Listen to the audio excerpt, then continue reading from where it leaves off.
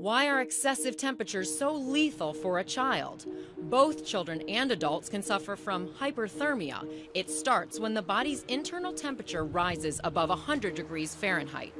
But a child's body is less equipped to deal with rising temperatures. The smaller the body, the less surface area the skin has for cooling off. A child's body temperature can increase 5 times faster than an adult's. The more humid, the worse the situation, as sweat covers pores that need to stay open to shed heat. In the first stage of hyperthermia, there are muscle cramps and spasms.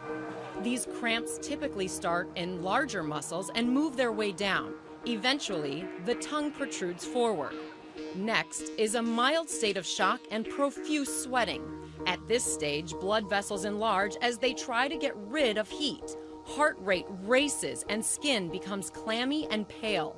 A person usually feels dizzy, weak, chilled, and lightheaded. Eventually, blood pressure drops. Less oxygen is fed to the brain, causing confusion, possible coma, and seizures. With a body temperature rise of just 7 degrees above normal, serious injuries like brain damage are almost certain.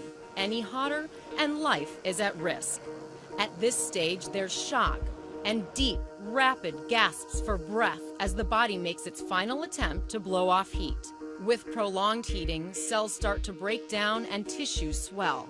The digestive lining breaks down, allowing devastating toxins to enter into the body. And finally, there's unconsciousness. No person is known to have survived with a body temperature exceeding 107 degrees.